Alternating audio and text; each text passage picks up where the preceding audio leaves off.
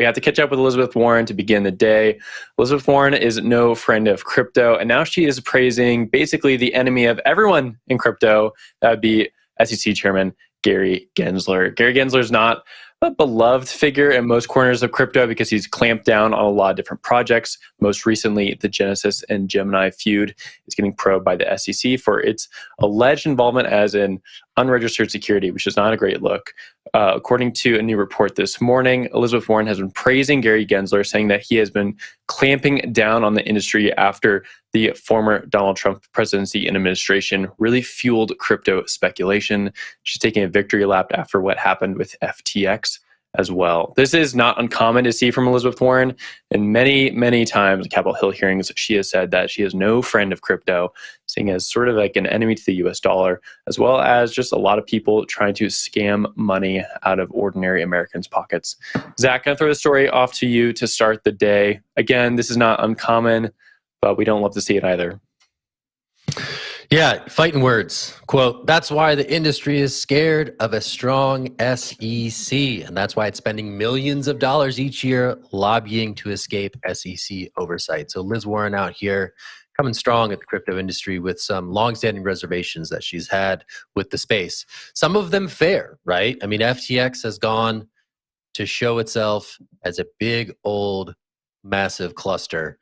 And it's a really bad look for the crypto industry that the quote-unquote trusted voice of the crypto industry on Capitol Hill turned out to be an alleged fraudster. So the fact that this is happening is no surprise. I think the SEC hasn't especially done a great job at protecting consumers when it comes to crypto. They've picked their fights here and there. They've alleged things are securities here and there, sort of peripherally to some other actions that they've taken. So the idea that the SEC is indeed a champion of protecting consumers against the ills of the crypto industry is a bit misguided, maybe misfounded, but it doesn't mean that Liz Warren is not going to use this as an opportunity to sound the alarm, what she sees as a space that's growing and potentially growing to the point where the contagion can spill over into the financial lives of normal non-crypto using people. We're not there yet, but obviously these alarm bells are being raised. And in the wake of FTX, it certainly makes sense that you would hear stuff like this. Whether or not it's founded, the SEC is indeed the white knight here. I think that's the question. And I'll toss it over to Adam on that note. Yeah, I mean, I think that this comes back to what we always see from the political space, which is narrative versus reality. The narrative is that the SEC's role is to protect investors. The reality is that if they wanted to protect investors, they would have given us rules that would have been tailored to the technology rather than just trying to essentially use rules that they don't have to explain or justify to anybody because they were already passed for other purposes.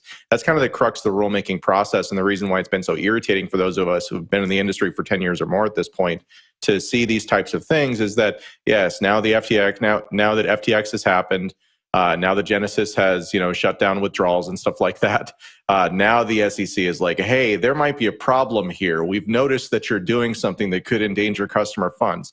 Well, again, to the extent that that's true, they had 17 months, 20 months with that Gemini program, something like that, to actually indicate that, hey, this is a problem that you need to deal with, to create new rules, whole bunch of different things that could have been done. None of that stuff happened. What it really comes down to is that Bitcoin and cryptocurrency represents a threat to the US dollar. It doesn't represent a threat in the short term. It represents an existential threat in the more medium term when the US dollar inevitably has to restart its system because the way that things are going are not sustainable and they will not continue if history is any guide. So a lot more to say there, but we can wait for our guest on that. Jen, down to you.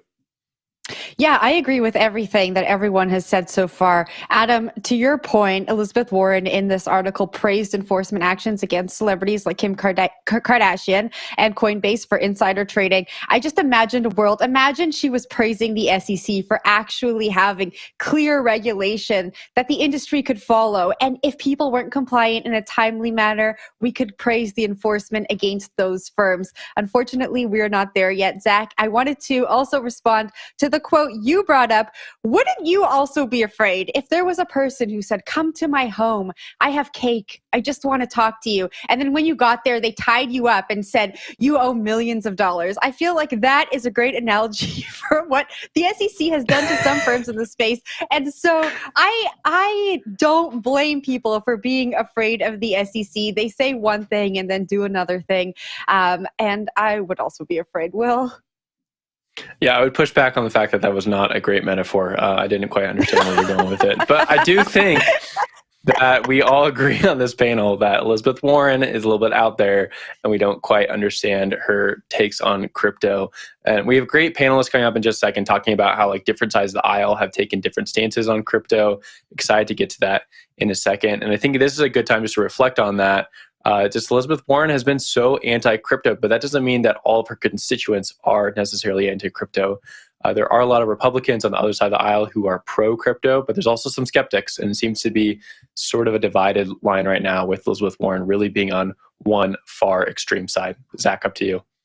I will say I understand the take because crypto has yet to demonstrate itself as having a value proposition to the more progressive wing of the U.S. political class, right? For libertarians, for those right-leaning, there has always been the case that this makes sense. For those on the left, this has not been compellingly portrayed in a way that is finding adherents and believers on the more left-leaning side of the political aisle. I think that's something that the crypto lobbying class is reckoning with and needs to reckon with a little bit more. There is a case for financial inclusion for financial products that work for a vast swath of Americans, but that case it really hasn't been made in a way that doesn't come off as opportunistic grift. And I think that's probably the soul searching that might need to happen to the crypto lobbying class when they see stuff such as this.